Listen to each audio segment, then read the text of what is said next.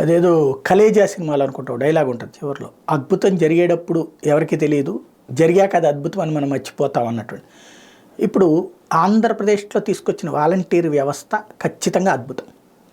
అది అమల్లో ఉన్నప్పుడు మనకేం తెలియలే, కానీ ఇప్పుడు ప్రపంచవ్యాప్తంగా ఇది ఒక చర్చకి తావిస్తున్నటువంటి అంశం. ఎందుకంటే ఇంటి దగ్గరకు వచ్చి ప్రభుత్వపు సేవలు అందించడం, గ్రామ సచివాలయ వ్యవస్థ ఆనాడు రొటీన్ అనిపించింది మనకి. ఏందంట ఇవాళ రోజున మన ఇంటి దగ్గరే సేవలు అందుతున్నాయి. ప్రభుత్వం మన ఇంటి ముంగిటకి వచ్చి ఉన్నది వాలంటీర్ సచివాలయం. ఇవి రెండు ఖచ్చితంగా ఇప్పుడు వివిధ రాష్ట్రాలు ఆలోచిస్తున్నాయి. కొన్ని రాష్ట్రాలు ఇప్పటికే పాటింపు చర్యలు ప్రారంభించారు.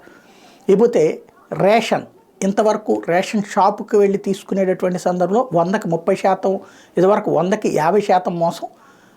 ఈ మన ఫింగర్ ప్రింట్ ఇదంతా పెట్టాక 100కి 50% నుంచి 70%, అంటే 30% వరకు మోసానికి, అంటే 20% తగ్గించగలిగారు. బట్ ఇప్పుడు ఇంటి దగ్గరికి రేషన్ అన్నాక మ్యాక్సిమం మోసం తగ్గింది.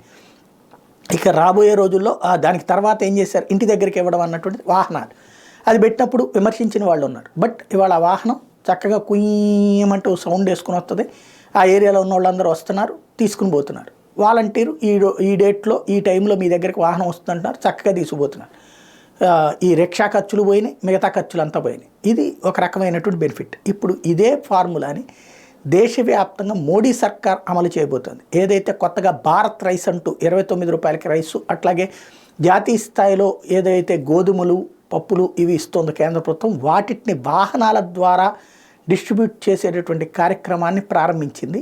వాహనాలని ఇప్పుడు ఎట్లయితే ఇక్కడ రేషన్ వాహనాలు ఉన్నాయో అదే తరహా వాహనాలని ఇప్పుడు మోడీ సర్కార్ దేశవ్యాప్తంగా 180 వాహనాలని ఫస్ట్ దశలో పంపించింది. రాబోయేటువంటి రోజులు భారీ ఎత్తున, అంటే ఇది ఒక మినీ సూపర్ బజార్ లాగా రాబోతున్నాయి మన ముందుకి.